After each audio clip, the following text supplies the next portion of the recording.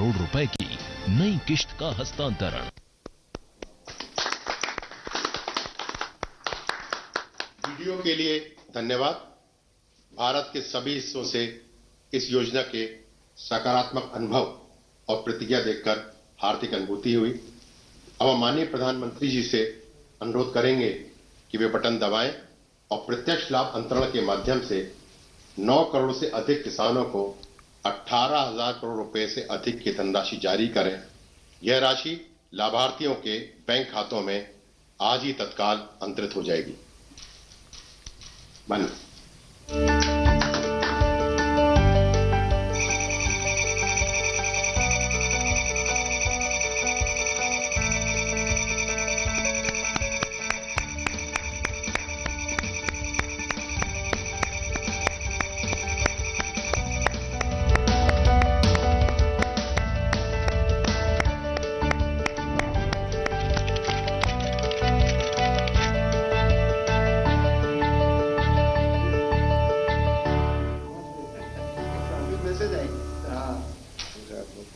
अपने फोन में message. Sir, आपका बहुत बहुत धन्यवाद।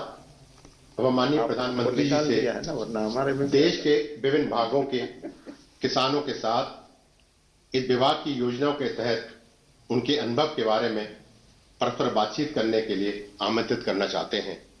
सबसे पहले मैं अरुणाचल प्रदेश के लोअर दिबांग वैली जिले के श्री गगन पेरिंग जी से आमंत्रित करूंगा कि वे पीएम किसान योजना के साथ ही ऑर्गेनिक एफपीओ के लाभार्थी हैं। श्री गगन पेरिंग जी। गगन जी नमस्कार। प्रणाम सर। जय हिंद। अरुणाचल के लोगों को तो जय हिंद कहना होता है। आपको पीएम किसान सम्मान निधि से जो पैसा मिल रहा है उसको आप कैसे उपयोग करते हैं? गगन जी इतने दूरी पर हैं, इतने पहाड़ों में हैं, कैसे करते हैं आप? सर मुझे हर महीने के चार महीने के पीछे 2,000 करके 3 बार मिला। कुल मिला के मुझे 6,000 मिला। उस पैसे को मैं ऑर्गेनिक खाद, दवा और कुछ मजदूरी के ऊपर कर सकिया। और फिर किस प्रकार से इसको आगे बढ़ाया? क्योंकि ऑर्गेनिक फार्मिंग किया तो कुछ तो करना पड़ा होगा आपको। सर एफपीओ बनाया हमने, फार्मर प्रोड्यूसर कंपनी बना के हमारा उसको और आगे बढ़ा रहा है अभी। अच्छा, एफपीओ यानी फार्मर प्रोड्यूसर ऑर्गेनाइजेशन चलाते हैं और वो भी ऑर्गेनिक फार्मिंग से जुड़े किसानों का। आपके साथ कितने किसान जुड़े हैं और ये कैसे काम करता है? सर सुनाई दे रहा है गगन जी मेरी बात? सर कितने किसान जुड़े हैं आपके साथ और किस प्रकार से काम करते हैं? 446। अच्छा। ऑर्गेनिक अदरक उगाते हैं हम। क्या क्या उगाते हैं? Organic ginger. अच्छा, जिंजर। और जिंजर उगाते हैं। और क्या मार्केट मिल जाता है? मार्केट फिलहाल तो सर अभी अपना इंडिया के अंदर में हमने बेंगलोर में पिछला बार बेचा, उसके बाद दिल्ली में। अच्छा, मतलब आप एक प्रकार से छोटे किसानों को प्राइवेट कंपनी के साथ जोड़ते भी हैं। जी। क्या जी वो कंपनी जो आपसे जिंजर खरीदती है वो आपसे जिंजर ही ले जाती है कि जमीन भी उठा के ले जाती है? सर हाल ही में हमने प्रवर्ता फूड कंपनी से एग्रीमेंट किया है, लेकिन वो हमारा जितना प्रोडक्ट है उसका फिनिशिंग प्रोडक्ट को ले जाने का एग्रीमेंट किया है, जमीन को नहीं। जमीन अपना है, अपना ही रहेगा। आप अरुणाचल के इतने कोने में बैठे हैं, आपको विश्वास है कि आपकी जमीन सुरक्षित है, लेकिन कुछ लोग ऐसा भ्रम फैला रहे हैं कि आपकी फसल का कोई कॉन्ट्रैक्ट करेगा, एग्रीमेंट करेगा तो जमीन भी चली जाएगी। अब इतना झूठ बोल रहे हैं। अच्छा हुआ गगन जी आपने अपना अनुभव शेयर किया, मैं आपका बहुत आभारी हूं। और आपने इतने सारे किसानों को जोड़ा है, ये भी बहुत प्रसन्नता का विषय है। मैं धन्यवाद करता हूं आपका। धन्यवाद गगन जी। अब मैं उड़ीसा के नौपाड़ा जिले के श्री नवीन ठाकुर जी को आमंत्रित करूंगा, जो पीएम किसान योजना के साथ साथ किसान क्रेडिट कार्ड योजना के भी लाभार्थी हैं। श्री ठाकुर जी। नवीन जी जय जगन्नाथ। माननीय प्रधानमंत्री जी, मेरा नमस्कार। बताइए क्या किस प्रकार के योजना का आपको लाभ हुआ, क्या कहना चाहेंगे आप? मुझे पीएम 5 किस्तों में 10,000 के पीएम किसान सहायता प्राप्त हुआ है। मैंने इस धन को खाद, बीज, कीटनाशक खरीद के लिए उपयोग किया है। एकीकृत यानी खेती और पशुपालन के लिए धन का उपयोग करने की योजना बना रहा हूं। अच्छा, भारत सरकार एक किसान क्रेडिट कार्ड देती है, वो आपको मालूम है क्या? जी, आपको किसान क्रेडिट कार्ड मिला है? मिला है सर। अच्छा, तो उसका क्या करता है? मुझे 12 मार्च 2019 को क्रेडिट कार्ड मिला है। मैंने 4% के ब्याज दर से बैंक से 27,000 का ऋण लिया है। पहले तो 20% के ब्याज दर से साहूकार से कर्जा लेना पड़ता था। अब 4% के हिसाब ब्याज दर से मेरे को ऋण मिल रहा है और मैं इस धन को बीज, खाद, कीटनाशक के लिए केसीसी का उपयोग किया है। केसीसी और पीएम किसान की योजना के लाभ से मेरे जीवन स्तर में सुधार हुआ है। इसीलिए आपको प्रधानमंत्री जी मेरा नमस्कार। नवीन जी, आपके पास कितनी जमीन है और आपको ये जो किसान क्रेडिट कार्ड केसीसी की सुविधा जो आपको मिली है, तो अब आप ये खर्च कहां से करते हैं? पहले क्या करते थे, पहले कैसा करते थे? मेरे पास 1 एकड़ 40 डिसमिल जमीन है। अच्छा, इतना छोटी जमीन है? छोटी जमीन है। हाँ, उसमें धान का फसल उगा रहा हूँ। मुझे अन्य फसल करने के भी शौक है। तो कुछ शुरू किया है? अभी तो कुछ किया नहीं हूँ, लेकिन शौक तो है। नहीं, करना चाहिए। अच्छा विचार आपको आया है, क्योंकि हमने इस प्रकार से हिम्मत के साथ नई चीजें करना चाहिए। देखिए नवीन जी, अटल जी की सरकार ने किसानों को बैंकों से सस्ते ऋण की ये योजना शुरू की थी जी। और आज उनका जन्मदिन है। अब इसको आप जैसे उड़ीसा में दूर सुदूर बैठे किसानों तक ये मिशन मोड पर काम करने के कारण पहुंचा है। और जैसा आपने कहा, ब्याज में राहत हो गई है, आपको किसी बहुत बड़े ब्याज से पैसा नहीं लेना पड़ रहा है। अब आप नई नई फसल की तरफ जाना चाहते हैं। यही सारी बातें हैं जो छोटे छोटे किसानों को मदद हो, इसलिए सरकार काम कर रही है। और मेरा आपसे आग्रह होगा, आप भी छोटे छोटे किसानों को समझाइए कि ये केसीसी कार्ड नहीं मिला है तो प्राप्त कर लें। केसीसी कार्ड का उपयोग करते बैंकों से पैसे लें, ज्यादा ब्याज से पैसे न लें, अपने बच्चों के लिए ज्यादा खर्चा करें, अपने खेती के लिए ज्यादा खर्चा करें। ये जरूर सबको बताइए। करेंगे नवीन जी? जी पक्का करेंगे? जी, पक्का करूंगा सर। चलिए, जय जगन्नाथ आपको। नमस्कार सर। धन्यवाद। अब मैं हरियाणा के फतेहाबाद जिले के श्री हरि सिंह जी को आमंत्रित करूंगा, जो पीएम किसान योजना के साथ क्रॉप डाइवर्सिफिकेशन योजना के लाभार्थी हैं। हरि सिंह जी नमस्ते। नमन प्रणाम सर। नमस्कार साहब, बताइए हरि किशन जी।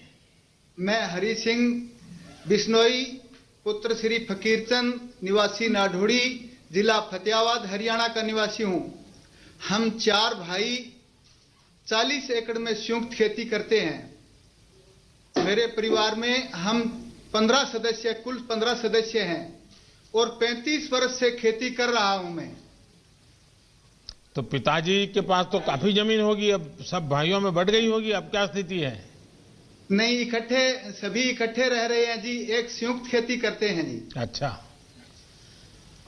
यानी आपने ये बहुत अच्छा रास्ता निकाला। नहीं तो ज्यादातर परिवारों में क्या हो रहा है, कि एक पीढ़ी से दूसरी पीढ़ी, दूसरी तीसरी बातें आते जमीन के टुकड़े इतने छोटे हो जाते हैं कि किसान के लिए बहुत मुश्किल हो जाता है।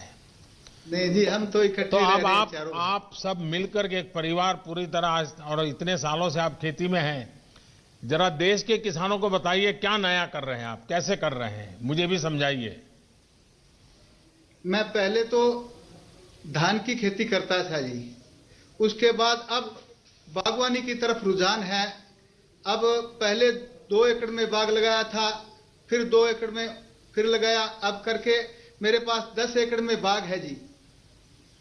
बागवानी की खेती की तरफ रुझान है मेरा। बागवानी में क्या क्या करते हैं आप? 3 एकड़ में नींबू की खेती कर रखी है, 7 एकड़ में अमरूद लगा रखा है जी। और आपका सारा सामान दिल्ली में बिक जाता है? नहीं जी, हम लोकल मंडियों में बेच देते हैं, यहाँ नजदीक छोटी छोटी मंडियों में बिक्री हो जाता है। अच्छा, यानी ये जो एपीएमसी है उसके बाहर भी बेचते थे? हाँ जी। और वो उसको आपको पूरा पैसा मिलता है? पूरा पैसा मिलता है जी। और पहले से ज्यादा अच्छा मिलता है?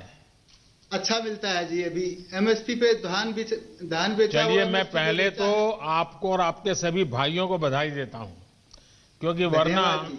एक ही प्रकार की खेती करते करते इतना पानी हम बर्बाद कर दिए, इतनी जमीन बर्बाद कर दी। लेकिन आपने थोड़ा, भले 3 एकड़ से शुरू किया है, लेकिन मुझे विश्वास है कि नई नई चीजें करके आप बहुत अच्छी तरह योगदान करेंगे। और जमीन को अलग अलग फसलों से जोड़ने से आपकी जमीन की ताकत भी बढ़ेगी, आपको अनुभव आया होगा। तो मैं आपको बहुत बहुत बधाई देता हूं, और आपके पूरे परिवार को मेरी तरफ से बहुत शुभकामनाएं। धन्यवाद जी। धन्यवाद। अब मैं महाराष्ट्र के लातूर जिले के श्री गणेश राजेंद्र भोसले जी को आमंत्रित करूंगा। वे पीएम किसान योजना के साथ साथ ही प्रधानमंत्री फसल बीमा योजना के भी लाभार्थी हैं। श्री भोसले जी। गणेश जी नमस्ते। राम राम सर जी। राम राम। गणेश जी बताइए, आपके पास कितनी जमीन है? मेरा नाम गणेश राजेंद्र भोसले है। मैं महाराष्ट्र के लातूर जिले के औसा तालुका के मातुला गांव का रहवासी हूं। अभी मेरे पास 3 हेक्टेयर जमीन है, जिस पर मैं सोयाबीन और तूर की फसल का उपयोग करता हूं। पहले क्या करते थे गणेश जी? पहले यही खेती में काम था, सोयाबीन, तूर, चना। और खेती के सिवाय भी कुछ करते होंगे कि सिर्फ खेती करते हैं?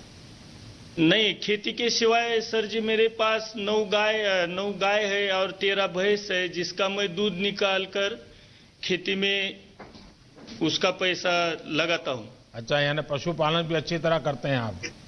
हाँ सर जी। अच्छा, मुझे बताइए गणेश जी, सच बताना। हाँ सर। खेती में ज्यादा कमाई होती है कि पशुपालन में? खेती में भी होती है, और उससे खेती के अलावा पशुपालन से मेरे को दूध मिलता है, और उस दूध को मैं बेचकर मेरा परिवार और मेरे खेती में भी उसका राशि का चयन होता है सर जी। अच्छा, फसल बीमा योजना का कोई लाभ कभी लिए हैं आपने? फसल बीमा योजना से जुड़े हैं आप? हाँ सर जी, मैं बहुत सालों से फसल बीमा योजना से जुड़ा हूँ। कल मौसम में 2019 के मौसम में मैंने प्रधानमंत्री पीक फसल योजना बीमा में मैंने लाभ लिया है। कितना लाभ मिला, कितने पैसे मिले आपको?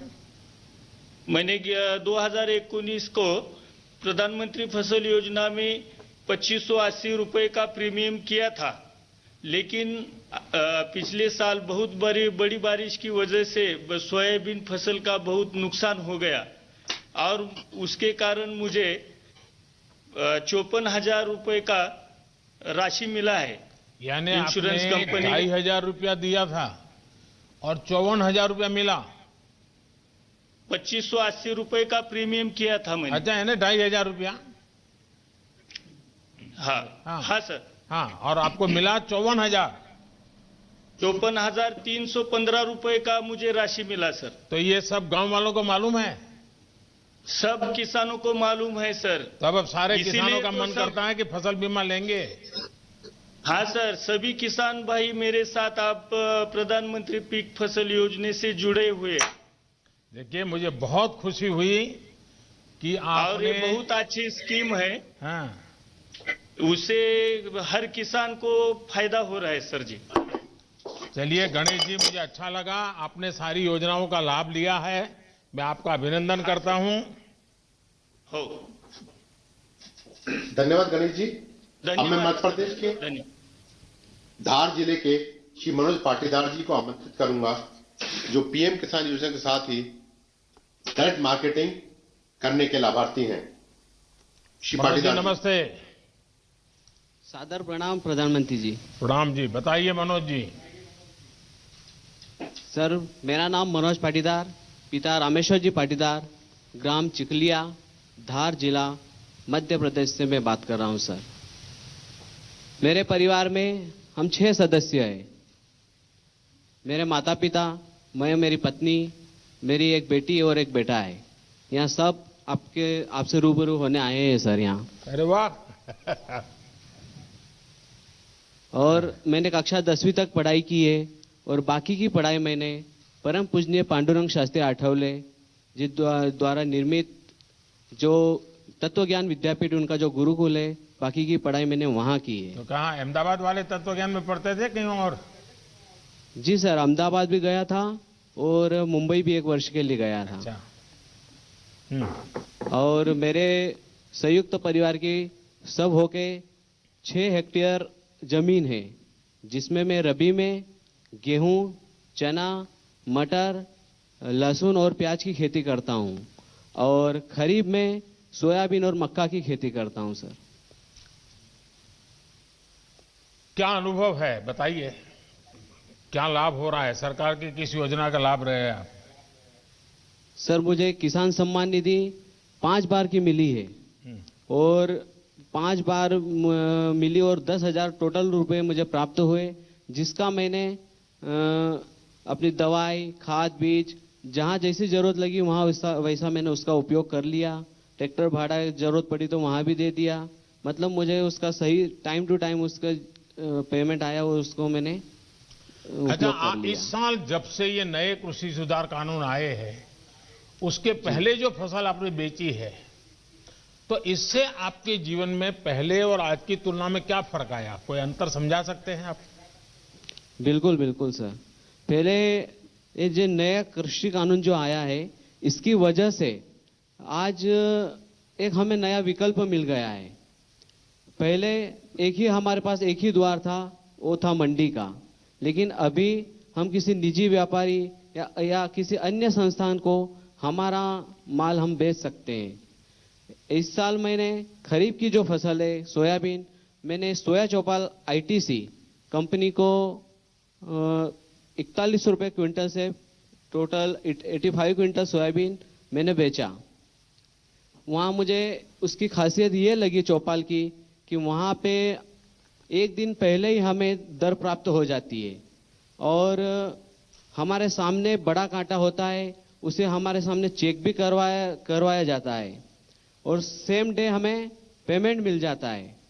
और वहाँ की दूसरी भी अच्छी खासियत है कि हमारा जो माल है हमारे सामने उसका परीक्षण किया जाता है कि भाई इसमें इतनी दागी है, इतनी मिट्टी है, इतना मॉइस्चर है, और वो हमें डिटेल में सब बता देते हैं कि भाई इतना इतना है, आपको चाहे तो ये रेट है आपका, आप चाहो तो बेचो या आपकी इच्छा। तो नए कृषि कानून से मुझे ये जो एक और द्वार मिला है हमारा माल बेचने का, ये बहुत अच्छा लगा। आपको संतोष है? जी सर। आपके इलाके के और भी किसान फायदा उठाते हैं? बहुत किसान उठाते हैं सर। अच्छा, फिर कुछ नेता जो अपना राजनीतिक एजेंडा चलाने के लिए अपनी राजनीतिक विचारधारा किसानों के नाम पर थोपने में लगे हुए हैं और वो कह रहे हैं कि इससे तो किसानों को बड़ा नुकसान होगा। आप तो खुद किसान हैं और आप कह रहे हैं फायदा होगा, तो कहीं ऐसा तो नहीं है प्राइवेट वाले दाम इधर उधर करके मिट्टी है, टिकना है, फलाना है और आपके पैसे काट लेते हैं? ऐसा तो नहीं होता है ना सर? अगर ऐसा वो बता देंगे तो हम हमारा माल देंगे ही नहीं, और दूसरी बात वो हमें हमारा पूरा परीक्षण हमारे सामने करके देते हैं। मतलब अलग से किधर लेके नहीं जाते हैं, हमारे सामने हमको बताते हैं कि ये इसमें इतना मिट्टी है तो इतना पेमेंट इसका कटेगा या नहीं कटेगा, या तो वो हमें सलाह दे देते हैं कि आप भाई इसको ग्रेडिंग करके ले आओ, मॉइस्चर हो तो सूखा कर ले आओ। यानी आपको पूरी तरह विश्वास है कि इस नई व्यवस्था से किसान को सचमुच में लाभ होगा? हाँ, हमें बिल्कुल विश्वास है सर। चलिए मनोज जी, मैं बहुत आभारी हूं आपका, और आपके पूरे परिवार के लोग यहाँ आए हैं, मैं उन सबको भी प्रणाम करता हूं। और आपने सर मेरा एक निवेदन है सर। जी जी बताइए सर। हमारे कृषि में हमें अभी जंगली जानवर हमें बहुत परेशान हो रहा है, जिनको घोड़ा रोज बोलते हैं। हाँ, ये बात सही है आपकी। तो हमारे किसान लोग बहुत परेशान हैं। मुझे आज एक जगह मिल गई है कि डायरेक्ट मैं आपसे ये बात कर सकूं। ये बात सही है। कई जगह पे ये, जब मैं गुजरात में मुख्यमंत्री था तब भी ये समस्या मेरे सामने आती थी, लेकिन इस देश में अभी जो ये किसान आंदोलन के नाम से बैठे हुए हैं, उन्हीं की विचारधारा के उस दूसरे लोग एनवायरमेंट के नाम पर आंदोलन चला करके अगर किसी किसान ने किसी पशु को मार दिया तो उसको जेल भिजवा देते हैं यही लोग। यानी वो उधर एक आंदोलन चलाना, इधर दूसरा आंदोलन चलाना, क्योंकि उनकी राजनीतिक विचारधारा से करते हैं। और इसके कारण, लेकिन ये बात सही है कि इसका समाधान हम सबको मिलकर निकालना होगा, और हिंदुस्तान के कई कोने में ये इस प्रकार की समस्या है। लेकिन मनोज जी, मैं आपका आभारी हूं, आपने इस बात का मेरे ध्यान पर आकर्षित किया। धन्यवाद जी। धन्यवाद जी। धन्यवाद। अब मैं तमिलनाडु के कृष्णगिरी जिले के श्री एम सुब्रमणी को आमंत्रित करूंगा, जो पीएम किसान योजना के साथ ही सूक्ष्म सिंचाई योजना के भी लाभार्थी हैं। श्री सुब्रमणी जी। वणक्कम। வணக்கம் பிரதமர் வணக்கம். बोलिए. உங்களை பத்தி சொல்லுங்க, உங்க இதை பத்தி, குடும்பத்தை பத்தி சொல்லுங்க, உங்களுக்கு எவ்வளவு ஜமீன் நிலம் இருக்குது அதை பத்தி சொல்லுங்க. வணக்கம் பிரதமருக்கு. என் பேர் சுப்பிரமணி, கிருஷ்ணகிரி மாவட்டம். என் குடும்பத்தில் 4 பேர் இருக்கிறோம். எங்களுக்கு 4 ஏக்கர் நிலம் இருக்குது. விவசாயம் செஞ்சுன்னு வர்றோம். तकाली 2 एकड़ போட்டு இருக்கோம். बटन रोज 1 एकड़ போட்டு இருக்கிறோம். मेरा नाम सुब्रमण्य है. मेरा परिवार में 4 सदस्य हैं. वो 4 सदस्य मिलकर हम खेती करते हैं. मेरा पत्नी, मैं और मेरा 2 लड़का हैं. और जो है वो मेरे पास 4 एकड़ जमीन है. उसमें से अभी जो टमाटर और जो गुलाब के फूल का पौधा जो मैं बताऊं. आप इतना बढ़िया हिंदी कैसे बोलते हैं? साहब मैं भोजपुरी सैनिक हूँ साहब. अच्छा, फौज में थे? फौज में था साहब. अच्छा, वाह. तो आपने और भी फसल आप कर रहे हैं, और पानी की स्थिति क्या है? क्योंकि चेन्नई वगैरह में तो पानी की बड़ी दिक्कत है, तो गांव में और दिक्कत कैसी होती होगी? தண்ணி ரொம்ப கம்மியா கிடைக்குது, எப்படி நீங்க விவசாயம் பண்றீங்க அப்படின்னு கேக்குறாங்க. தண்ணி கம்மியா கிடைக்கிறதுக்கு நான் சொட்டு நீர் பாசனம் மூலியமா, தோட்டக்கலைத்துறை மூலியமா சொட்டு நீர் பாய்ச்சிட்டு வர்றேன். அவங்க சொல்லணும் 33,000 சொல்லணும். 1,33,000 ரூபாய்க்கு 100% மானியம் மூலியமா எங்களுக்கு இலவசமா 3 ஏக்கருக்கு சொட்டு நீர் பாசன வசதி செஞ்சு கொடுத்துறாங்க. அதனால 1 ஏக்கர் நிலம் வடிகால் மூலமா பாய்ச்சிட்டு இருந்தேன். இப்போ 3 ஏக்கராவும் விவசாயம் செய்கிறேன். அதனால எனக்கு 100% மூலியம் லாபமாகவும் 40,000 ரூபாய் வருமானம் வந்துச்சு போன வருஷம். இந்த வருஷம் சொட்டு நீர் தோட்டக்கலை மூலியமா வழங்குறதுனால எனக்கு 1,40,000 ரூபாய் வருமானம் இருக்குது. இதில் 40,000 போக மீது 1 லட்சம் மீதம் இருக்குது. साहब जी, मुझे पहले जो बहुत पानी के यहाँ का कमती वजह से 4 एकड़ जमीन होने के बावजूद भी मुझे 1 ही एकड़ का जो जमीन का पानी का जो पूरा होता था. अभी जो ये ड्रिप इरिगेशन करके, ये जो ड्रिप इरिगेशन के बारे में जो हॉर्टिकल्चर का जो अधिकारी लोग मुझे सलाह देने की वजह से, सलाह के साथ साथ इन्होंने 1,33,000 की जो है, इन्होंने जो 100% जो मान्यता दिया है, मान्यता सब्सिडी दिया है. सब्सिडी देने के बाद और उन्होंने साथ साथ मुझे ड्रिप का लगा कर भी दिया था. अभी लगाने की वजह से मुझे पहले 1 एकड़ का जो है वो पानी मिलता था, पूरा होता था. आजकल 3 एकड़ का जमीन को मेरा पानी पूरा हो जाता है. उसका वजह से मुझे पिछले जो इसमें जो ड्रिप इरिगेशन का पहले मैं 40,000 ही कमाता था 1 एकड़ के जमीन की वजह से. अभी जो है 3 एकड़ का जमीन होने की वजह से मुझे 1,40,000 का जो है वो धन मिलता है. अभी उसमें मुझे पहले ड्रिप इरिगेशन के पहले मुझे 40,000 मिलता था, अभी जो 1 लाख मुझे फालतू लाभ मिलता है, इसमें मैं बहुत खुश हूं। सुब्रमण्य जी, मैं आपको सबसे पहले बधाई देता हूं कि आपने कमाई तो की, लेकिन आपने मानव जात की सेवा की है, क्योंकि आपने पानी बचाया है।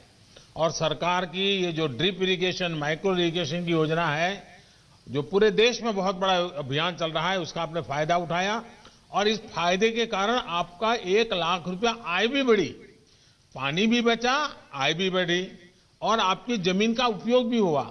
और इसलिए ये आपने ये लंबी सोच के साथ ये विचार किया, इसके लिए आप बहुत अभिनंदन के अधिकारी हैं।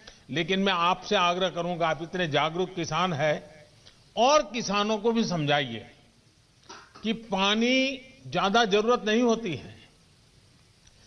अगर पानी को बूंद बूंद डालें तो भी अच्छी फसल होती है, लेकिन किसान के मन में क्या है कि जब तक पूरा खेत पानी से भरा हुआ देखता नहीं, तब तक उसको लगता है कि कुछ रह गया। हकीकत में तो पानी उसके मूल में जाना चाहिए और बूंद बूंद से जा सकता है। अगर ये काम आप कर लिए, बहुत बढ़िया किए हैं। और यहां तो मेरे सामने जय जवान भी है, जय किसान भी है। चलिए, वणक्कम आपको। धन्यवाद सुब्रमण्य जी। अब मैं उत्तर प्रदेश के महाराजगंज जिले के श्री राम गुलाब को आमंत्रित करूंगा, जो कि पीएम किसान योजना के साथ साथ फार्मिंग एग्रीमेंट भी करते हैं। श्री राम गुलाब जी। राम गुलाब जी, नमस्ते। प्रणाम सर, आपके चरणों में। हमारा नाम राम गुलाब है। मैं बनग्राम बीट मरगदवा राजा जिला महाराजगंज उत्तर प्रदेश के एक छोटा किसान हूं। मेरे पास महोदय 1.5 एकड़ जमीन है। इसमें हम धान, गेहूं और सब्जी की खेती करता हूं। मेरे परिवार में महोदय मेरे माता पिता एवं 3 बच्चे एवं उनकी बहुएं भी आ चुकी हैं। कुल 10 परिवार से हम रहते हैं एक साथ। तो इतनी छोटी जमीन का टुकड़ा और इतना बड़ा परिवार, आपने कैसा व्यवस्था क्या नई बनाई है? सर, हम एक किसानों के साथ मिलकर के एक एफपीओ का गठन किए हैं, जिसमें हमारे 100 किसानों से हम महोदय शुरू किए हैं, जिसे आपसे कहने में बड़ा खुशी, आभार व्यक्त करते हैं कि आपसे हम रूबरू हो रहे हैं। और वह खेती जो है सबके साथ मिला करके एफपीओ के द्वारा हम सर करते हैं। वह शकरकंद की खेती नए प्रजाति में इस समय कर रहे हैं। अच्छा, आपके 100 के 100 किसान जो है, जिनका आपने समूह बना दिया है, एफपीओ बनाया है, सबके सब शकरकंद की खेती करते हैं? नहीं सर, अभी इन साल नया फसल ये आई है। और हम पहले सर धान, गेहूं एवं सब्जी की खेती अधिक मात्रा में करते थे। इस समय लगभग 10 टन देने के लिए एग्रीमेंट अहमदाबाद कंपनी से महोदय हम इस समय किए हैं। जिला महाराजगंज सभागार में, कलेक्ट्रेट सभागार में। और उसमें कृषि विभाग एवं नाबार्ड और महोदय एक एनजीओ महाराजगंज के मुख्यधार हैं, विनोद कुमार तिवारी सर, इनके माध्यम से हम। तो ये आपके साथ जो 100 किसान जुड़े हैं, उसमें बड़े किसान हैं कि छोटे किसान हैं? सर, उसमें सब छोटे छोटे किसान हैं और सब बनटांगिया के ही किसान हैं। महाराजगंज में महोदय 18 बनटांगिया किसान, 18 बनग्राम हैं, जिनमें से पहले 100 किसान से हम जुड़ करके इस समय महोदय 300 से ऊपर किसान इसमें जुड़ चुके हैं। अरे वाह! तो ये अहमदाबाद की कंपनी आपसे माल खरीद रही है, आपको पूरे पैसे दे रही है? सर, हमसे उनसे एग्रीमेंट हुआ है। हम पहले 10 से 15 रुपए किलो हम उसको बेच देते थे लोकल मार्केट में, और उनसे हमसे 25 रुपया का एग्रीमेंट हुआ है और वो हमारे घर से लेके जाएंगे। अरे वाह! इसमें हमें किसी प्रकार का भाड़ा नहीं देना है, ना ही कोई बिचौलिया का है। तो आपको ये नए कृषि सुधार के कारण सबसे बड़ा लाभ होगा, ऐसा आपको लगता है? जी। और ये जमीन तो नहीं चली जाएगी ना? नहीं सर, इससे तो हम देख रहे हैं जमीन नहीं जाएगी, केवल हमारे फसल नहीं, के ये उत्पाद का ही एग्रीमेंट झूठ हुआ है। फैलाया जा रहा है जी। आप जैसे लोग जब बोलते हैं तब विश्वास लोगों का बढ़ता है कि भाई इसे जमीन नहीं जाती है, हमारे फसल बिकती है, और फसल पहले बर्बाद होती थी, अब बिकती है। चलिए, मैं आपको बहुत बधाई देता हूं, और आपने खुद का तो किया, लेकिन छोटे 300 किसान तक आप पहुंच गए। मैं मानता हूं ये महाराजगंज में आपके द्वारा बहुत बड़ी क्रांति आएगी, और उसकी बात पूरे उत्तर प्रदेश में फैलेगी, बहुत बड़ा लाभ होगा। मैं आप सबको बहुत बहुत बधाई देता हूं। धन्यवाद सर, रामगोपाल महाराज जी की तरफ से हम आपको हार्दिक दिल से अभिनंदन करता हूं। बस किसानों के आशीर्वाद बने रहे, ताकि हम देश के किसानों का कल्याण करते रहें। श्री राम गुलाब जी, आपका बहुत बहुत धन्यवाद। अब हम माननीय प्रधानमंत्री जी से देश को संबोधित करने का अनुरोध करते हैं। देश भर से जुड़े मेरे किसान भाई बहन, इस कार्यक्रम में देश में अलग अलग स्थानों से जुड़े केंद्र सरकार के मंत्रीगण, राज्य सरकारों के मंत्रीगण, आदरणीय सभी मुख्यमंत्रीगण, पंचायत से लेकर के पार्लियामेंट तक चुने हुए सारे जनप्रतिनिधि, और सब गांवों में जाकर के किसानों के बीच में बैठे हैं। मैं आप सबको और मेरे किसान भाइयों बहनों को मेरी तरफ से नमस्कार। किसानों के जीवन में खुशी, ये हम सभी की खुशी बढ़ा देती है। और आज का दिवस तो बहुत ही पावन दिवस भी है। किसानों को आज जो सम्मान निधि मिली है, उसके साथ ही आज का दिन कई अवसरों का संगम बनकर भी आया है। सभी देशवासियों को आज क्रिसमस की भी बहुत बहुत शुभकामनाएं। मेरी कामना है क्रिसमस का ये त्योहार विश्व में प्रेम, शांति और सद्भाव का प्रसार करे। साथियों, आज मोक्षदा एकादशी है, गीता जयंती है। आज ही भारत रत्न महामना मदन मोहन मालवीय जी की भी जयंती है। देश के महान कर्मयोगी, हमारे प्रेरणा पुरुष स्वर्गीय अटल बिहारी वाजपेयी जी की भी आज जन्म जयंती है। उनकी स्मृति में आज देश गुड गवर्नेंस डे भी मना रहा है।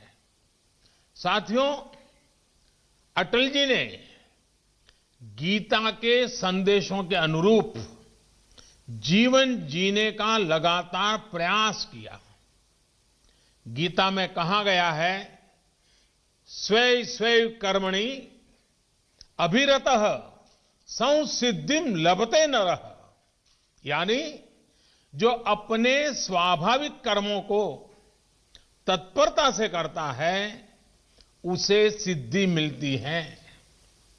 अटल जी ने भी अपना पूरा जीवन राष्ट्र के प्रति अपने कर्म को पूरी निष्ठा से निभाने में समर्पित कर दिया। सुशासन को, गुड गवर्नेंस को अटल जी ने भारत के राजनीति और सामाजिक विमर्श का हिस्सा बनाया। गांव और गरीब के विकास को अटल जी ने सर्वोच्च प्राथमिकता दी। प्रधानमंत्री ग्राम सड़क योजना हो या फिर स्वर्णिम चतुर्भुज योजना हो, अंत्योदय अन्न योजना हो या फिर सर्व शिक्षा अभियान हो, राष्ट्र जीवन में सार्थक बदलाव लाने वाले अनेक कदम अटल जी ने उठाए। आज पूरा देश उनको स्मरण कर रहा है, अटल जी को नमन कर रहा है। आज जिन कृषि सुधारों को देश ने जमीन पर उतारा है, उनके सूत्रधार भी एक प्रकार से अटल बिहारी वाजपेयी भी थे।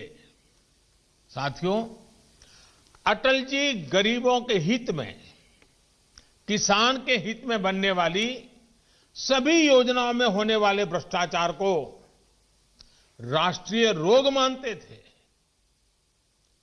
आप सबको याद होगा, उन्होंने एक बार पहले की सरकारों पर कटाक्ष करते हुए एक पूर्व प्रधानमंत्री की बात याद दिलाई थी और उनको याद दिलाते उन्होंने कहा था कि रुपया चलता है तो रुपया घिसता है, रुपया घिसता है तो हाथ में लगता है और धीरे से जेबों में चला जाता है।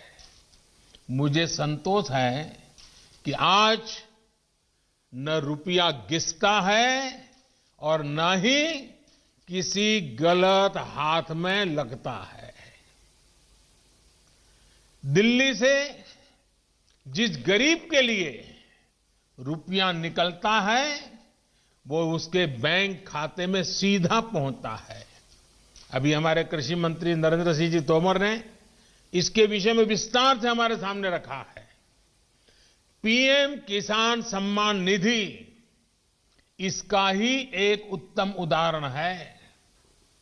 आज देश के 9 करोड़ से ज्यादा किसान परिवारों के बैंक खाते में सीधे एक कंप्यूटर की क्लिक से 18,000 करोड़ रुपए से भी ज्यादा रकम उनके किसानों के बैंक के खाते में जमा हो गए हैं। जब से ये योजना शुरू हुई है तब से 1,10,000 करोड़ रुपए से ज्यादा 1,10,000 करोड़ रुपए से ज्यादा किसानों के खाते में पहुंच चुके हैं। और यही तो गुड गवर्नेंस है, यही तो गुड गवर्नेंस टेक्नोलॉजी के द्वारा उपयोग किया गया है। 18,000 करोड़ से ज्यादा रुपए पल भर में, कुछ ही पल में सीधे किसानों के बैंक खातों में जमा हो गए हैं। कोई कमीशन नहीं, कोई कट नहीं, कोई हेराफेरी नहीं। टेक्नोलॉजी का इस्तेमाल करते हुए पीएम किसान सम्मान योजना में ये सुनिश्चित किया गया है कि लीकेज न हो। राज्य सरकारों के माध्यम से किसानों का ऑनलाइन रजिस्ट्रेशन होने के बाद उनके आधार नंबर और बैंक खातों का वेरिफिकेशन होने के बाद इस व्यवस्था का निर्माण हुआ है। लेकिन मुझे आज इस बात का अफसोस भी है कि पूरे हिंदुस्तान के किसानों को इस योजना का लाभ मिल रहा है। सभी विचारधारा की सरकारें इससे जुड़ी हैं, लेकिन एकमात्र पश्चिम बंगाल सरकार, वहां के 70 लाख से अधिक किसान, मेरे किसान भाई बहन बंगाल के, इस योजना के वो लाभ नहीं ले पा रहे हैं, उनको ये पैसे नहीं मिल पा रहे हैं, क्योंकि बंगाल की सरकार अपने राजनीतिक कारणों से उनके राज्य के किसानों को भारत सरकार से पैसा जाने वाला है, राज्य सरकार को 1 कौड़ी का खर्चा नहीं है, फिर भी वो पैसे उनको नहीं मिल रहे हैं। कई किसानों ने भारत सरकार को सीधी चिट्ठी लिखी हुई है, उसको भी वो मान्यता नहीं देते हैं। यानी आप कल्पना कर सकते हैं कितने लाखों किसानों ने लाभ लेने के लिए, योजना के लिए अर्जी की, ऑनलाइन आवेदन कर चुके हैं, लेकिन वहां की राज्य सरकार उसको भी अटका करके बैठ गई है। भाइयों बहनों, मैं हैरान हूं और ये बात मैं आज देशवासियों के सामने बड़े दर्द के साथ, बड़े पीड़ा के साथ कहना चाहता हूं। जो लोग 30-30 साल तक बंगाल में राज करते थे, एक ऐसी राजनीतिक विचारधारा को लेकर के बंगाल को कहां से कहां ला करके उन्होंने हालत करके रखी है, सारा देश जानता है। और ममता जी के 15 साल पुराने भाषण सुनोगे तो पता चलेगा कि इस राजनीतिक विचारधारा ने बंगाल को कितना बर्बाद कर दिया था। अब ये कैसे लोग हैं? बंगाल में उनकी पार्टी है, उनका संगठन है, 30 साल सरकार चलाई है, कितने लोग होंगे उनके पास? एक बार भी इन लोगों ने किसानों को ये 2000 रुपया मिलने वाला कार्यक्रम है, बंगाल के अंदर कोई आंदोलन नहीं चलाया। अगर आल के दिल में किसानों के लिए इतना प्यार था, बंगाल में आपकी धरती है, तो आपने बंगाल में किसानों को न्याय दिलाने के लिए प्रधानमंत्री किसान सम्मान योजना के पैसे किसानों को मिले, इसके लिए क्यों आंदोलन नहीं किए? क्यों आपने कभी आवाज नहीं उठाई? और आप वहां से उठ करके पंजाब पहुंच गए। तब सवाल उठता है। और पश्चिम बंगाल की सरकार भी देखिए, अपने राज्य में इतना बड़ा किसानों को लाभ, 70 लाख किसानों को इतना धन मिले, हजारों करोड़ रुपया मिले, वो देने में उनको राजनीति आड़े आती है। लेकिन वही पंजाब जाकर के जो लोग के साथ वो बंगाल में लड़ाई लड़ते हैं, यहां आकर के उनसे गुपचुप करते हैं। क्या देश की जनता इस खेल को नहीं जानती है? क्या देश की जनता को इस खेल का पता नहीं है? जो आज विपक्ष में हैं, उनकी इस पर जुबान क्यों बंद हो गई है? क्यों चुप है? साथियों, आज जिन राजनीतिक दलों के लोग अपने आप को इस राजनीतिक प्रवाह में, जब देश की जनता ने उन्होंने नकार दिया है, तो कुछ न कुछ ऐसे इवेंट कर रहे हैं, इवेंट मैनेजमेंट हो रहा है, ताकि कोई सेल्फी ले ले, कोई फोटो छप जाए, कहीं टीवी पर दिखाई दे और उनकी राजनीति चलती जाए। अब देश ने उन लोगों को भी देख लिया है, ये देश के सामने एक्सपोज हो गए हैं। स्वार्थ की राजनीति का एक मुद्दा, भद्दा उदाहरण हम बहुत बारीकी से देख रहे हैं। जो दल पश्चिम बंगाल में किसानों के हित पर कुछ नहीं बोलते, वो यहां दिल्ली के नागरिकों को परेशान करने पर लगे हुए हैं, देश की अर्थनीति को बर्बाद करने पर लगे हुए हैं, और वो भी किसान के नाम पर। इन दलों को आपने सुना होगा, मंडिया बोल रहे हैं, एपीएमसी की बात कर रहे हैं और बड़ी बड़ी हेडलाइन लेने के लिए भाषण कर रहे हैं। लेकिन ये दल, वही झंडे वाले, वही विचारधारा वाले जिन्होंने बंगाल को बर्बाद किया। केरल के अंदर उनकी सरकार है। इसके पहले जो 50 साल 60 साल तक देश पर राज करते थे, उनकी सरकार थी। केरल में एपीएमसी नहीं है, मंडिया नहीं है। मैं जरा इनको पूछता हूं, यहां फोटो निकालने के कार्यक्रम करते हैं, अरे केरल में आंदोलन करके वहां तो एपीएमसी चालू करवाओ। पंजाब के किसानों को गुमराह करने के लिए आपके पास समय है। केरल के अंदर यह व्यवस्था नहीं है। अगर ये व्यवस्था अच्छी है तो केरल में क्यों नहीं है? क्यों आप दोगली नीति लेकर के चल रहे हो? ये किस तरह की राजनीति कर रहे हैं जिसमें कोई तर्क नहीं, कोई तथ्य नहीं है? सिर्फ झूठे आरोप लगाओ, सिर्फ अफवाहें फैलाओ, हमारे किसानों को डरा दो, और भले भोले किसान कभी कभी आपकी बातों में गुमराह हो जाते हैं। भाइयों बहनों, ये लोग लोकतंत्र के किसी पैमाने को, किसी पैरामीटर को मानने को तैयार नहीं है। इन्हें सिर्फ अपना लाभ, अपना स्वार्थ नजर आ रहा है। और मैं जितनी बातें बता रहा हूं किसानों के लिए नहीं बोल रहा हूं। किसानों के नाम पर अपने झंडे लेकर के जो खेल खेल रहे हैं, अब उनको ये सच सुनना पड़ेगा। और हर बात को किसानों को गाली दी, किसानों को अपमानित किया, ऐसे कर करके बच नहीं सकते हो आप लोग। ये लोग अखबारों और मीडिया में जगह बनाकर राजनीतिक मैदान में खुद के जिंदा रहने की जड़ी बूटी खोज रहे हैं। लेकिन देश का किसान उनको पहचान गया है। अब देश का किसान उनको ये जड़ी बूटी कभी देने वाला नहीं है। कोई भी राजनीति, लोकतंत्र में राजनीति करने का उनको हक है, हमें इसका विरोध नहीं है।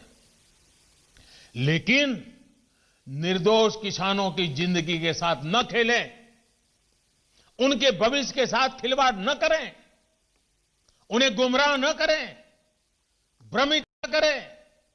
साथियों, ये वही लोग हैं जो बरसों तक सत्ता में रहे। इनकी नीतियों की वजह से देश की कृषि और किसान का उतना विकास नहीं हो पाया जितना उसमें सामर्थ्य था।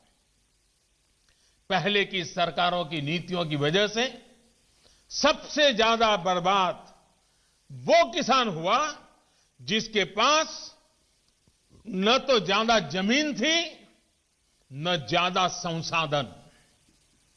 इस छोटे किसान को बैंकों से पैसा नहीं मिलता था, क्योंकि उसके पास तो बैंक खाता तक नहीं था। पहले के समय में जो फसल बीमा योजना थी, उसका लाभ भी इन छोटे किसानों के लिए तो कहीं नामो निशान नहीं था। कोई इक्का दुक्का कहीं मिल जाए तो अलग बात है। इस छोटे किसान को खेत सिंचने के लिए न पानी मिलता था, न बिजली मिलती थी। वो हमारा बेचारा गरीब किसान अपना खून पसीना लगाकर वो खेतों में जो पैदा भी करता था, उसे बेचने में भी उसकी हालत खराब हो जाती थी। इस छोटे किसान की सुध लेने वाला कोई नहीं था। और आज मैं देशवासियों को फिर याद दिलाना चाहता हूं, देश में इन किसानों की संख्या छोटी नहीं है। जिनके साथ ये अन्याय किया गया है ना, ये संख्या 80% से ज्यादा किसान इस देश में हैं, करीब करीब 10 करोड़ से भी ज्यादा, जो इतने वर्षों तक सत्ता में रहे। उन्होंने इन किसानों को अपने हाल पर छोड़ दिया था। चुनाव होते रहे, सरकारें बनती रही, रिपोर्ट आती रही, आयोग बनते रहे, वादे करो भुला दो, करो भुला दो, यही सब हुआ। लेकिन किसान की स्थिति नहीं बदली। नतीजा क्या हुआ? गरीब किसान और गरीब होता गया। क्या देश में इस स्थिति को बदलना आवश्यक नहीं था? मेरे किसान भाई और बहनों, 2014 में सरकार बनने के बाद हमारी सरकार ने नई अप्रोच के साथ काम करना शुरू किया। हमने देश के किसान की छोटी छोटी दिक्कतों और कृषि के आधुनिकीकरण, उसे भविष्य की जरूरतों के लिए तैयार करने, दोनों पर एक साथ ध्यान दिया। हम बहुत सुनते थे कि उस देश में खेती इतनी आधुनिक है, वहां का किसान इतना समृद्ध है। कभी इजराइल का उदाहरण सुनते रहते थे।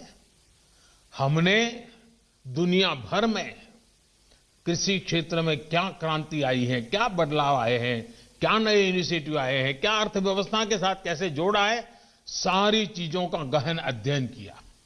इसके बाद हमने अपने अलग अलग लक्ष्य बनाए और सभी पर एक साथ काम शुरू किया। हमने लक्ष्य बनाकर काम किया कि देश के किसानों का खेती पर होने वाला खर्च, इनपुट कॉस्ट, ये कम हो, उसका खर्चा कम हो। सॉइल हेल्थ कार्ड, यूरिया की नीम कोटिंग, लाखों की संख्या में सोलर पंप, ये सारी योजनाएं उनका इनपुट कॉस्ट कम करने के लिए एक के बाद एक उठाई। हमारी सरकार ने प्रयास किया कि किसान के पास एक बेहतर फसल बीमा कवच हो। आज देश के करोड़ों किसानों को पीएम फसल बीमा योजना का लाभ हो रहा है। और मेरे प्यारे किसान भाइयों बहनों, अभी जब मैं किसान भाइयों से बात कर रहा था तो मुझे हमारे महाराष्ट्र लातूर के गणेश जी ने बताया कि 2,500 रुपया उन्होंने दिया और 54,000 रुपया करीब करीब मिला। मामूली प्रीमियम के बदले किसानों को पिछले साल में 87,000 करोड़ रुपए क्लेम राशि मिली है। 87 यानी करीब करीब 90,000 करोड़ मामूली प्रीमियम दिया किसानों ने। मुसीबत के समय ये फसल बीमा उनको काम आया। हमने इस लक्ष्य पर भी काम किया कि देश के किसान पास खेत में सिंचाई की पर्याप्त सुविधा हो। हम दशकों पुरानी सिंचाई योजनाओं पूरा कराने के साथ ही देश भर में पर ड्रॉप मोर क्रॉप के मंत्र के साथ माइक्रो इरिगेशन को भी बढ़ावा दे रहे हैं। और मुझे खुशी हुई, अभी तमिलनाडु के हमारे सुब्रमण्य जी मुझे बता रहे थे कि उन्होंने माइक्रो इरिगेशन से, ड्रिप इरिगेशन से जो पहले 1 एकड़ का काम होता था 3 एकड़ का हुआ और पहले से ज्यादा 1 लाख रुपए ज्यादा कमाया माइक्रो इरिगेशन से। साथियों, हमारी सरकार ने प्रयास किया कि देश के किसानों को फसल की उचित कीमत मिले। हमने लंबे समय से लटकी स्वामीनाथन कमेटी की रिपोर्ट के अनुसार लागत का 1.5 गुना एमएसपी किसानों को दिया। पहले कुछ ही फसलों पर एमएसपी मिलती थी, हमने उनकी भी संख्या बढ़ाई। पहले एमएसपी का ऐलान अखबारों में छोटी सी जरा जगह बनाना खबर के तौर पर छपता था, किसानों तक लाभ नहीं पहुंचता था, कहीं तराजू ही नहीं लगते थे। और इसलिए किसान के जीवन में कोई बदलाव ही नहीं आता था। हम आज एमएसपी पर रिकॉर्ड सरकारी खरीद कर रहे हैं। किसानों की जेब में एमएसपी का रिकॉर्ड पैसा पहुंच रहा है। जो आज किसानों के नाम पर आंदोलन कर रहे हैं, वो जब उनका समय था तब चुप मार करके बैठे हुए थे। ये जितने लोग आंदोलन चला रहे हैं ना, ये उस सरकार के हिस्सेदार थे, समर्थन करते थे। और यही लोग स्वामीनाथन कमेटी की रिपोर्ट के ऊपर बैठ गए थे, सालों तक बैठ गए थे। हमने आकर के निकाला, क्योंकि हमारे दिल में किसान की जिंदगी को भला करना, कल्याण करना, ये हमारा जीवन का मंत्र है, इसलिए कर रहे हैं। साथियों, हम इस दिशा में भी फसल बेचने के लिए किसान के पास सिर्फ एक मंडी नहीं, बल्कि उसको विकल्प मिलना चाहिए, बाजार मिलना चाहिए। हमने देश की 1,000 से ज्यादा कृषि मंडियों को ऑनलाइन जोड़ा।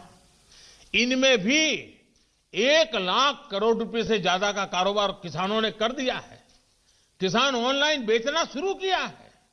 साथियों, हमने एक और लक्ष्य बनाया कि छोटे किसानों के समूह बने, ताकि वो अपने क्षेत्र में एक सामूहिक ताकत बनकर काम करे। आज देश में 10,000 से ज्यादा किसान उत्पादक संघ एफपीओ बनाने का अभियान चल रहा है। उन्हें आर्थिक मदद दी जा रही है। अभी हम महाराजगंज के राम गुलाब जी से सुन रहे थे, 300 के करीब किसानों को इकट्ठा किया है उन्होंने, और पहले की तुलना में 1.5 गुना भाव से माल बेचना शुरू हुआ है। एफपीओ बनाया उन्होंने, वैज्ञानिक तरीके से खेती में मदद ली और आज उनको फायदा हो रहा है।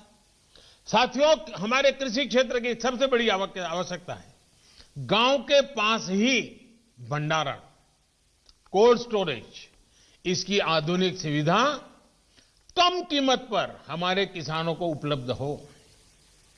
हमारी सरकार ने इसे भी प्राथमिकता दी। आज देश भर में कोल्ड स्टोरेज का नेटवर्क विकसित करने के लिए सरकार करोड़ों रुपए का निवेश कर रही है। हमारी नीतियों में इस पर भी बल दिया गया है कि खेती के साथ ही किसान के पास आय बढ़ाने के दूसरे विकल्प भी हो। हमारी सरकार मछली पालन, पशुपालन, डेयरी उद्योग, मधुमक्खी पालन सभी को प्रोत्साहित कर रही है। हमारी सरकार ने यह भी सुनिश्चित किया कि देश के बैंकों का पैसा देश के किसानों के काम आए। 2014 में जब हम पहली बार सरकार में आए और शुरुआत थी हमारी, 2014 में जहां 7 लाख करोड़ रुपए का प्रावधान एक किसानों के लिए किया गया था धन के लिए, वही इसे अब करीब 14 लाख करोड़ रुपए यानी 2 गुना किया गया है ताकि किसान को कर्ज मिल सके। बीते कुछ महीनों से करीब 2.5 करोड़ छोटे किसानों को किसान क्रेडिट कार्ड से जोड़ा गया है और अभियान तेजी से चल रहा है। हम मछली पालकों, पशुपालकों उनको भी किसान क्रेडिट कार्ड दे रहे हैं। ये लाभ उनको भी अब दिया जा रहा है। साथियों, हमने इस लक्ष्य पर भी काम किया। खेती की दुनिया में क्या चल रहा है, इसके लिए देश में आधुनिक कृषि संस्थान हो। बीते वर्षों में देश में अनेक नए कृषि संस्थान बने हैं, कृषि की पढ़ाई की सीटें बढ़ी हैं और साथियों, खेती से जुड़े इन सारे प्रयासों के साथ ही हमने एक और बड़े लक्ष्य पर काम किया।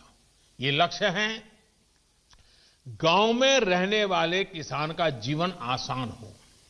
साथियों, आज जो किसानों के लिए इतने आंसू बहा रहे हैं, इतने बड़े बड़े बयान दे रहे हैं, बड़ा दुख दिखा रहे हैं, जब ये लोग सरकार में थे तब इन्होंने किसानों का दुख, उनकी तकलीफ दूर करने के लिए क्या किया, ये देश का किसान अच्छी तरह जानता है। आज सिर्फ खेती ही नहीं बल्कि उसके जीवन को आसान बनाने के लिए हमारी सरकार उसके दरवाजे तक पहुंची है, खेत के मेड़ तक पहुंची है। आज देश के छोटे और सीमांत किसान को अपना पक्का घर मिल रहा है, शौचालय मिल रहा है, साफ पानी का नल मिल रहा है। यही किसान है जिसे बिजली के मुफ्त कनेक्शन, गैस के मुफ्त कनेक्शन, ये बहुत बड़ा लाभ हुआ है। हर साल आयुष्मान भारत योजना के तहत 5 लाख रुपए तक के मुफ्त इलाज की सुविधा ने आज मेरे छोटे किसान के जीवन की बहुत बड़ी चिंता कम की है।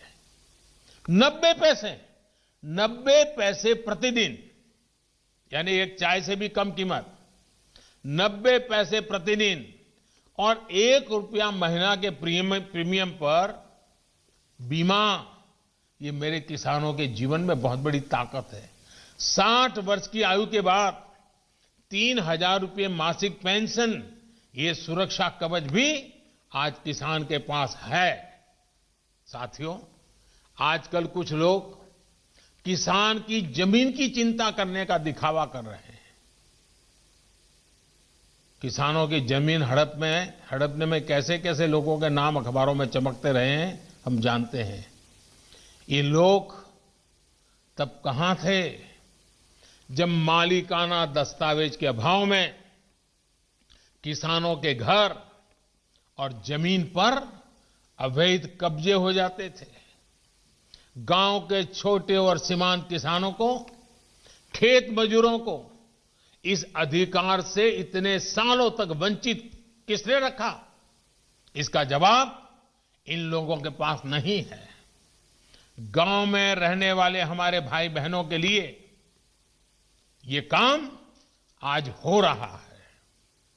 अब गांव में किसानों को उनके मकान का, जमीन का नक्शा और कानूनी दस्तावेज दिया जा रहा है। टेक्नोलॉजी की मदद से स्वामित्व योजना के बाद अब गांव के किसान को भी जमीन और घर के नाम पर बैंक से कर्ज मिलना आसान हुआ है। साथियों, बदलते समय के साथ अपनी अप्रोच का विस्तार करना भी उतना ही जरूरी है। हमें 21वीं सदी में भारत की इस कृषि को आधुनिक बनाना ही होगा और इसी का बीड़ा देश के करोड़ों किसानों ने भी उठाया है और सरकार भी उनके साथ कंधे से कंधा मिला करके आगे बढ़ने के लिए कृत संकल्प है। आज हर किसान को यह पता है कि उसकी उपज का सबसे अच्छा दाम कहां मिल सकता है। पहले क्या होता था कि अगर मंडी में बेहतर दाम नहीं मिलते थे या फिर उसकी उपज को दोयम दर्जी का बताकर खरीदने से इनकार कर दिया जाता था तो किसान मजबूरी में औने पौने दामों पर अपनी उपज बेचने को मजबूर रहता था। इन कृषि सुधारों के जरिए हमने किसानों को बेहतर विकल्प दिए हैं। इन कानूनों के बाद आप जहां चाहे जिसे चाहे अपनी उपज बेच सकते हैं। मेरे किसान भाइयों बहनों, मेरे इन शब्दों को आप ध्यान से सुनिए। मैं फिर से कह रहा हूं कि आप अपनी फसल को जहां चाहे आप निर्णय करके बेच सकते हैं। आपको जहां सही दाम मिले आप वहां पर उपज बेच सकते हैं। आप न्यूनतम समर्थन मूल्य यानी एमएसपी पर अपनी उपज बेचना चाहते हैं, आप उसे बेच सकते हैं। आप मंडी में अपनी उपज बेचना चाहते हैं, आप बेच सकते हैं। आप अपनी उपज का निर्यात करना चाहते हैं, आप निर्यात कर सकते हैं। आप उसे व्यापारी को बेचना चाहते हैं, आप बेच सकते हैं। आप अपनी उपज दूसरे राज्य में बेचना चाहते हैं, आप बेच सकते हैं। आप पूरे गांव के किसानों को एफपीओ के माध्यम से इकट्ठा कर अपनी पूरी उपज को एक साथ बेचना चाहते हैं, आप बेच सकते हैं। आप बिस्किट, चिप्स, जैम, दूसरे कंज्यूमर उत्पादों की वैल्यू चेन का हिस्सा बनना चाहते हो, आप ये भी कर सकते हैं। देश के किसान को इतने अधिकार मिल रहे हैं तो इसमें गलत क्या है?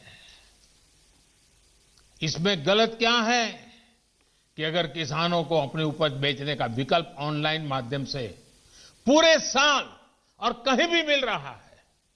साथियों, आज नए कृषि सुधारों के बारे में असंख्य झूठ फैलाए जा रहे हैं। कुछ लोग किसानों के बीच भ्रम फैला रहे हैं कि एमएसपी समाप्त की जा रही है, तो कुछ लोग अफवाहें फैला रहे हैं कि मंडियों को बंद कर दिया जाएगा। मैं आपको फिर ध्यान दिलाना चाहता हूं कि इन कानूनों को लागू हुए कई महीने बीत गए हैं। क्या आपने देश के किसी एक कोने में एक भी मंडी के बंद होने की खबर सुनी है? जहां तक एमएसपी का सवाल है, हाल के दिनों में सरकार ने बहुत सी फसलों का न्यूनतम समर्थन मूल्य भी बढ़ा दिया है। ये कृषि सुधारों के बाद भी हुआ है, नए कृषि कानूनों के बाद भी हुआ है। इतना ही नहीं, जो लोग किसानों के नाम पर बात करते हैं ना, ये जो आंदोलन चल रहा है उसमें कई सच्चे और निर्दोष किसान भी हैं। ऐसा नहीं है कि सब वो राजनीतिक विचारधारा वाले तो सिर्फ नेता हैं, बाकी तो भले भाले किसान हैं। उनको जाकर के सीक्रेटली पूछोगे कि भाई आपकी कितनी जमीन है, क्या पैदा करते हो, इस बार बेचा कि नहीं बेचा, तो वो भी बताएगा हाँ वो एमएसपी में बेच करके आया। और जब एमएसपी में खरीदी चल रही थी ना, तब वो आंदोलन को उन्होंने ठंडा कर दिया था, क्योंकि उनको मालूम था कि अभी जरा किसान मंडी में जाके के माल बेच रहा है। वो सब बिक्री हो गई, काम हो गया, फिर उन्होंने आंदोलन शुरू किया। साथियों, वास्तविकता तो ये है कि बढ़े हुए न्यूनतम समर्थन मूल्य एमएसपी पर सरकार ने किसानों की उपज की रिकॉर्ड स्तर पर खरीदी की है, और वो भी नए कानून बनने के बाद। और एक अहम बात, इन कृषि सुधारों से सरकार ने अपनी जिम्मेदारियां बढ़ाई है। उदाहरण के तौर पर एग्रीमेंट फार्मिंग की बात ही ले लीजिए। कुछ राज्यों में ये कानून, ये प्रावधान कई सालों से है, पंजाब में भी है। वहां तो प्राइवेट कंपनियां एग्रीमेंट करके खेती कर रही है। क्या आप जानते हैं, पहले के कानूनों में समझौता तोड़ने पर किसानों पर पेनल्टी लगती थी। मेरे किसान भाइयों को भी ये किसी ने समझाया नहीं होगा, लेकिन हमारी सरकार ने ये सुधार किया और ये सुनिश्चित किया कि मेरे किसान भाइयों पर पेनल्टी या किसी तरह का जुर्माना नहीं लगेगा। साथियों, आप ये भली भांति जानते हैं कि पहले अगर किसी कारणवश किसान मंडी नहीं भी जा पाता था तो वो क्या करता था, वो किसी ट्रेडर को अपना माल बेच देता था। ऐसे में वो व्यक्ति किसान का फायदा ना उठा पाए, उसके लिए भी हमारी सरकार ने कानूनी उपाय किए हैं। खरीदार समय से आपका भुगतान करने के लिए अब कानूनन बाध्य है। उसे रसीद भी काटनी होगी और 3 दिन के भीतर भुगतान भी करना होगा। नहीं तो ये कानून किसान को शक्ति देता है, ताकत देता है, वो अधिकारियों के पास जाकर कानूनी तंत्र का सहारा लेकर अपना पैसा प्राप्त कर सके। ये सारी चीजें हो चुकी हैं, हो रही है। खबरें आ रही हैं कि कैसे एक एक करके हमारे देश के किसान भाई इन कानूनों का फायदा उठा रहे हैं। सरकार किसान के साथ हर कदम पर खड़ी है। किसान चाहे जिसे अपनी उपज बेचना चाहे, सरकार ने ऐसी व्यवस्था की है कि एक मजबूत कानून और लीगल सिस्टम किसानों के पक्ष में खड़ा रहे। साथियों, कृषि सुधारों का एक और अहम पक्ष भी ये है के लिए समझना जरूरी है।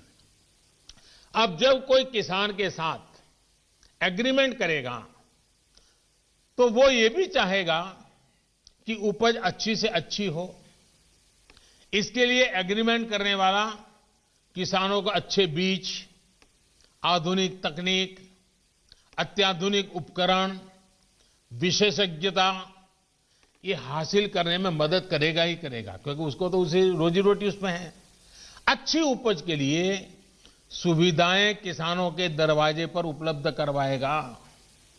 एग्रीमेंट करने वाला व्यक्ति बाजार की ट्रेंड से पूरी तरह वाकिफ रहेगा और इसी के अनुरूप हमारे किसानों को बाजार की मांग के हिसाब से काम करने में मदद करेगा। अब आपको मैं एक और स्थिति बताता हूं। अगर किसी वजह से, किसी परेशानी की वजह से किसान की उपज अच्छी नहीं होती या फिर बर्बाद हो जाती है, तो भी ये याद रखिए, तो भी जिसने एग्रीमेंट किया है उसको, किसान को उपज का जो दाम निर्धारित हुआ था वो उसको देना ही पड़ेगा। एग्रीमेंट करने वाला अपने एग्रीमेंट को अपनी मर्जी से खत्म नहीं कर सकता है।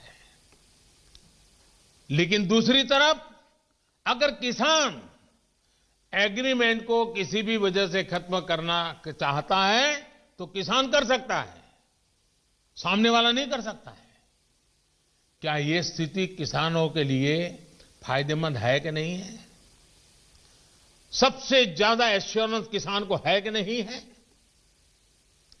किसान को फायदा होने वाली गारंटी इसमें है कि नहीं है? एक और सवाल लोगों ने उछाल करके रखा हुआ, आपके मन में भी आता होगा। अगर किसी स्थिति में उपज अच्छी हुई, मार्केट बहुत शानदार हो गया,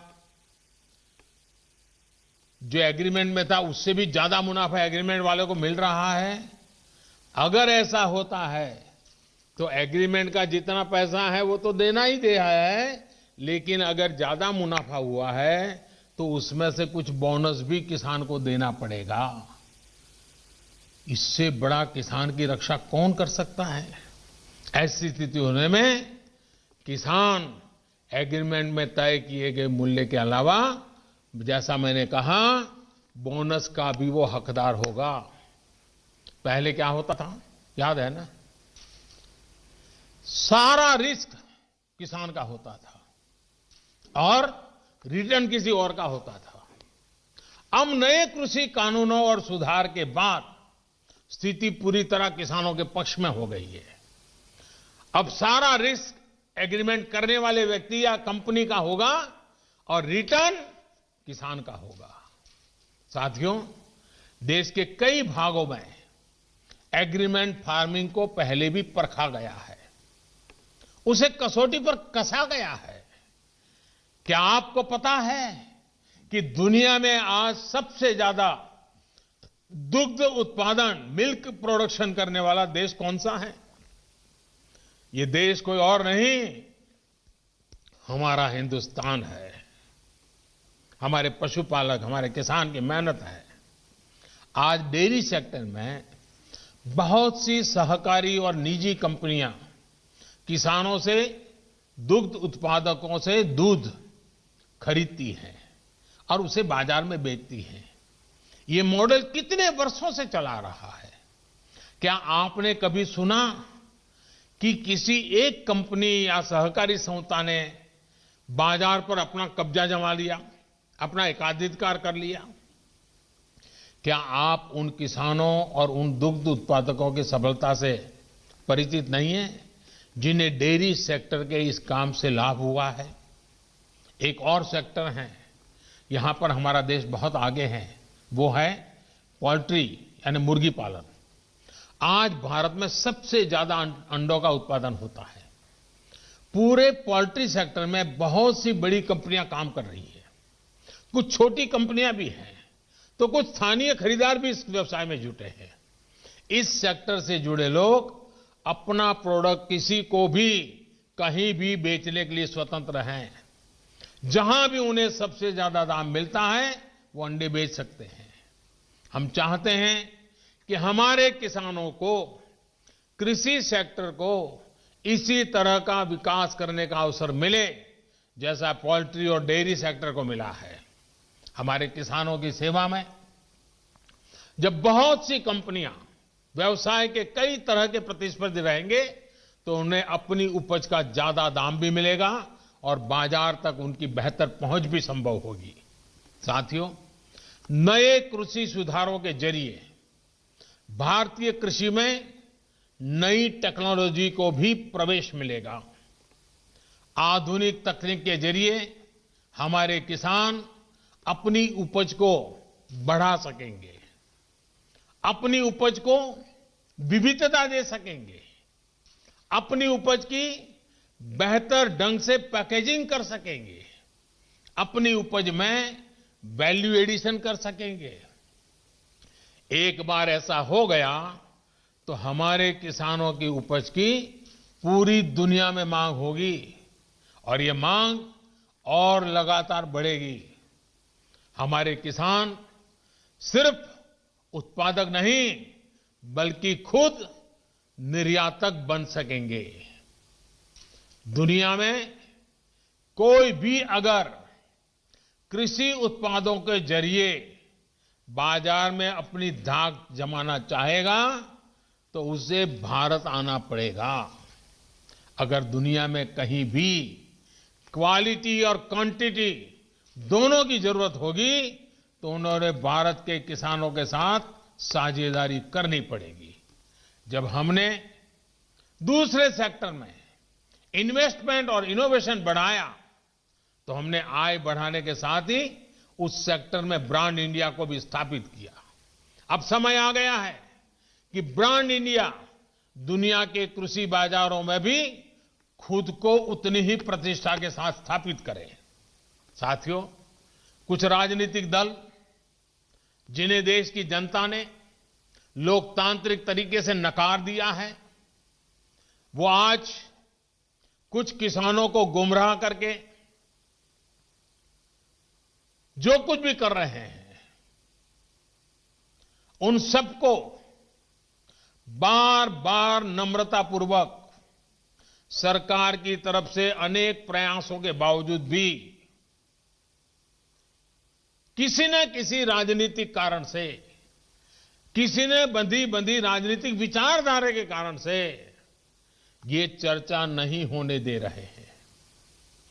कृषि कानूनों के संदर्भ में ये जो पॉलिटिकल पार्टी की विचारधारा वाले जो कुछ लोग हैं, जो किसानों के कंधे पर बंदूकें फोड़ रहे हैं, कृषि कानूनों के संदर्भ में उनके पास ठोस तर्क न होने के कारण वो भांति भांति के मुद्दों को किसानों के नाम पर उछाल रहे हैं।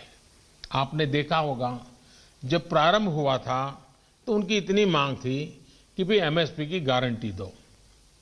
उनके मन में जेन्युइन, क्योंकि वो किसान थे, उनको लगा कहीं ऐसा तो ना हो। लेकिन इसका माहौल दिखा करके ये राजनीतिक विचारधारा वाले चढ़ बैठे और अब एमएसपी वगैरह बाजू में क्या चल रहा है, ये लोग हिंसा के आरोपी ऐसे लोगों को जेल से छुड़ाने की मांगे कर रहे हैं। देश में आधुनिक हाईवेज बने, निर्माण हो, जो पिछली सब सरकारों ने किया था। ये लोग भी उस सरकारों में समर्थन करते थे, भागीदार थे। अब कहते हैं टोल टैक्स नहीं होगा, टोल खाली कर दो। भाई किसान का विषय छोड़ करके नई जगह पे क्यों जाना पड़ रहा है?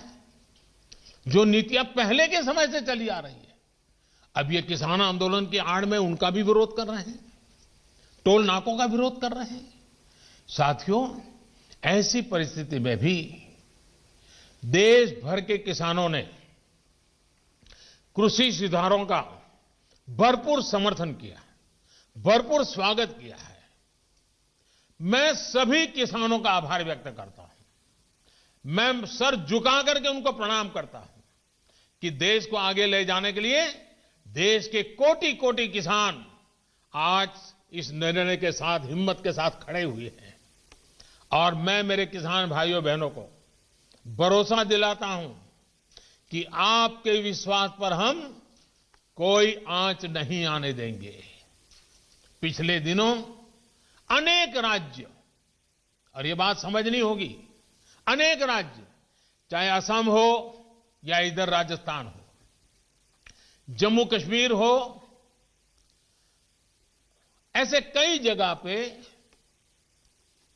पंचायतों के चुनाव हुए।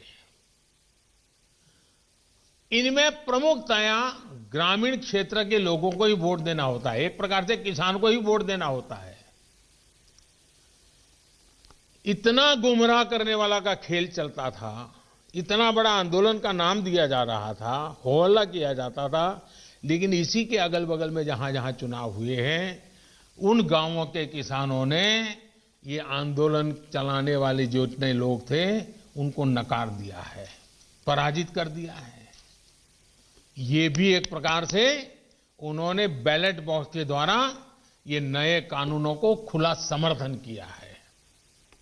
साथियों, तर्क और तथ्य के आधार पर, हर कसौटी पर हमारे ये निर्णय कसे जा सकते हैं।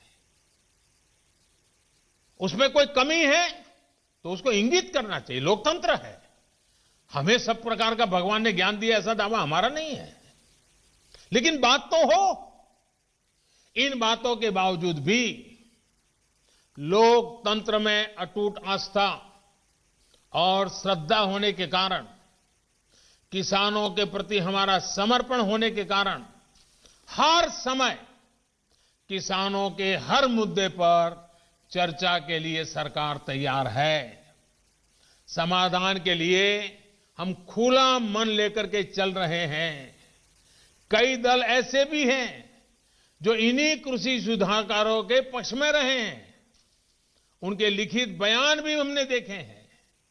वो आज अपनी कही बात से ही मुकर गए हैं, उनकी भाषा बदल गई है। वो राजनीतिक नेता जो किसानों को भ्रमित करने में जुटे हुए हैं, जिनकी लोकतंत्र में रत्ती भर भी श्रद्धा नहीं है, वो विश्वास ही नहीं करते डेमोक्रेसी में। दुनिया के कई देशों में उनका परिचय है लोगों को। ऐसे लोगों के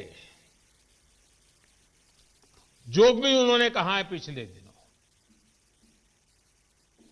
जिस प्रकार के अनलगढ़ आरोप लगाए हैं, जिस भाषा का प्रयोग किया है, पता नहीं कैसी कैसी इच्छाएं व्यक्त की है, मैं बोल भी नहीं सकता हूं। ये सब करने के बावजूद भी, उन सब चीजों को सहन करने के बाद भी, उसको पेट में उतार करके, मन ठंडा रख करके, उन सबको सहन करते हुए मैं आज फिर एक बार नम्रता के साथ उन लोगों को भी जो हमारे घोर विरोध करने पर तुले हुए, उनको भी कहता हूं, मैं नम्रता के साथ कहता हूं, हमारी सरकार किसान हित में उनसे भी बात करने के लिए तैयार है, लेकिन बात मुद्दों पर होगी, तर्क और तथ्यों पर होगी। साथियों, हम देश के अन्नदाता को उन्नत करने के लिए हर संभव प्रयास कर रहे हैं। जब आपकी उन्नति होगी तो पूरे राष्ट्र की उन्नति तय है। सिर्फ आत्मनिर्भर किसान ही आत्मनिर्भर भारत की नींव डाल सकता है। मेरे देश के किसानों से आग्रह है, किसी के बहकावे में ना आए, किसी के झूठ को न स्वीकारे, तर्क और तथ्य के आधार बनाकर ही सोचे विचारे। और फिर एक बार देश भर के किसानों ने खुल करके जो समर्थन दिया है, ये मेरे लिए अत्यंत संतोष और गर्व का विषय है। मैं आपका बहुत आभारी हूं। एक बार फिर से करोड़ों किसान परिवारों को पीएम किसान सम्मान निधि के लिए मैं आपको बहुत बहुत बधाई देता हूं और मैं आपसे लगातार प्रार्थना करता हूं, आपके लिए भी प्रार्थना करता हूं, आप स्वस्थ रहें, आपका परिवार स्वस्थ रहे, इसी कामना के साथ आप सभी का बहुत बहुत आभार, धन्यवाद।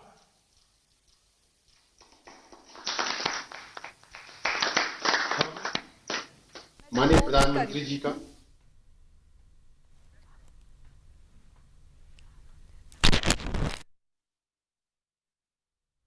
સુશાસન દિવસની ઉજવણીના ભાગરૂપે પ્રધાનમંત્રી નરેન્દ્ર મોદીએ ખેડૂતો સાથે વાતચીત કરી। 8 જિલ્લાના ખેડૂતો સાથે તેમણે વાતચીત કરી। ત્યારબાદ ખેડૂતોને સંબોધિત કરતા તેમણે કહ્યું કે કેટલાક તત્વોએ ખેડૂતોના ખભા પર બંદૂક મૂકીને પોતાનો સ્વાર્થ સાધવાનો પ્રયાસ કર્યો છે। ખેડૂત સંગઠનોએ વાતચીતનો પ્રયાસ કર્યો છે। દેશવાસીઓને તેમણે ક્રિસમસની શુભેચ્છા પણ પાઠવી। ક્રિસમસ વિશ્વમાં શાંતિ લાવે તેવી શુભકામના પાઠવી। અટલજીને યાદ કરતા તેમણે કહ્યું કે અટલજી ગરીબોના હિતમાં વિચારતા હતા। ભ્રષ્ટાચારને અટલજી રાષ્ટ્રીય રોગ માનતા હતા। આજે રૂપિયો ખોટા હાથમાં પણ જતો નથી। લાભાર્થીઓના નાણાં सीधा ज તેમના બેંકના ખાતામાં જમા કરવામાં આવે છે। ઉલ્લેખનીય છે કે પ્રધાનમંત્રી નરેન્દ્ર મોદીએ આજે જે ખેડૂતો છે તેમના ખાતામાં 1800 કરોડ રૂપિયા જમા કરાવ્યા છે। ખેડૂત હિતમાં ખેડૂતો સાથે વાતચીત કરવા માટે, ચર્ચા કરવા માટે તૈયાર હોવાનું પણ તેમણે જણાવ્યું। સાથે જ તેમણે તર્ક અને તથ્યોનો પણ ઉલ્લેખ કર્યો કે જે વાતચીત કરવામાં આવશે તે તર્ક અને તથ્યોના આધારે કરવામાં આવશે અને માત્ર ખેડૂતોના મુદ્દાને લઈને વાતચીત કરવામાં આવશે। अन्य कोई पण प्रकारनी वातचीत नहीं करवामां आवे। खेडूतोने जे बहकावामां आवी रह्या छे, केटलाक तत्वो खेडूतोना खभा पर बंदूक मूकीने पोतानो स्वार्थ साधवानो प्रयास करी रह्या छे, तेमने प्रधानमंत्रीए निशाना पर लीधा। तो साथे साथे एमणे ए खेडूतोनो आभार पण मान्यो के जे खेडूतो आ कायदानुं समर्थन करी रह्या छे।